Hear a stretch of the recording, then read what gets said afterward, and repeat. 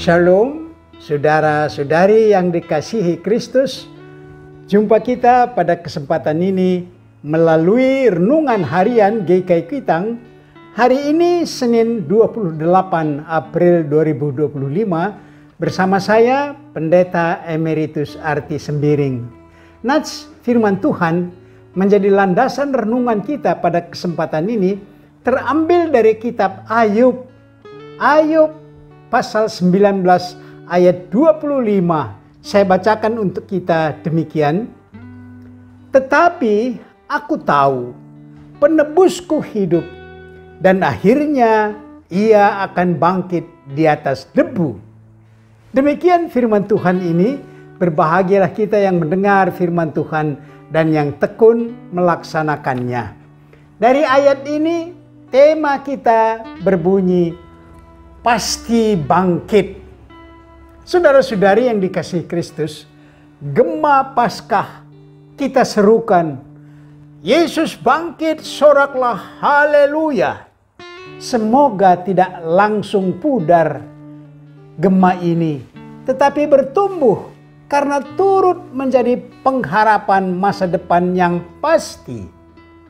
Gema ini akan terlupakan karena tidak mendaya gunakan kekuatan iman akan Kristus yang bangkit dalam menghadapi suka duka kehidupan ini. Saat kesusahan atau kedukaan, waktu kesusahan misalnya, waktu keuntungan, karir yang melangkah maju, membuat orang berhitung kemampuan, kecerdasan, relasi yang dia bina, membuat strateginya yang lancar berhasil, sehingga kuasa kasih Tuhan dia lupakan. Doa dan kehendak Tuhan hanya buah bibir saja, bukan dari penghayatan imannya. Sebaliknya, saat duka, derita, penyakit, kejahatan orang lain yang menimpa dia, membuat kehidupan dan usahanya menjadi jatuh. Apalagi saat kematian menjemput salah satu anggota keluarganya. Saat seperti ini, orang memaklumi dirinya untuk menjauh dari Tuhan dengan berkata, kuasa Tuhan tidak mampu saya andalkan. Berarti imannya kepada Kristus meredup dan padam. Saudara-saudari, nas renungan kita adalah ungkapan pergumulan yang begitu mendalam oleh Ayub, seorang hamba Tuhan yang saleh. Pergumulan hidup yang dihadapi Ayub beruntun, diawali dari bencana yang menghilangkan harta kekayaannya. Berikutnya kematian putra-putrinya mengalami bencana bersama pada hari yang sama, dengan musibah yang memutar keadaan hidupnya dari seorang yang kaya raya menjadi miskin dan dirundung duka cita. Menghadapi musibah itu, Ayub dengan tegar dan pasti berkata, terpujilah Tuhan karena Dia yang memberi, Dia yang mengambil. Datang penyakit menimpa tubuhnya, digerogoti bisul yang mendatangkan koreng menjijikkan, membuat istrinya buka mulut dan mencela Ayub. Istrinya berkata, Ayub, kutuki Tuhan itu dan mati saja. Begitulah istrinya yang putus asa melihat keadaan yang dialami Ayub. Maka datanglah sahabat-sahabat Ayub. Maksud mereka menghibur dengan saran agar Ayub mengaku salah dosa di hadapan Tuhan, sehingga musibah dan penyakit itu ditimpa oleh Tuhan kepada dia.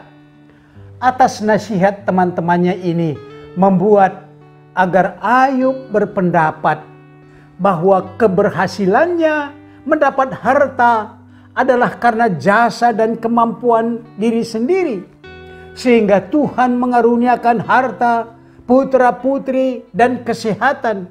Sebaliknya, karena salah dosa yang dilakukannya kepada Tuhan, maka musibah dan penyakit ditimpakan Tuhan kepadanya. Ayub memang menyadari keberdosaannya, tetapi dia tidak melihat karena dosa yang ini atau dosa yang itu sehingga Tuhan menimpakan musibah dan penyakit kepadanya. Dia tidak melihat. Ayub menolak saran sahabat-sahabatnya. Dengan pasti dia mengatakan, musibah ini bukan balasan karena suatu dosa yang dilakukannya.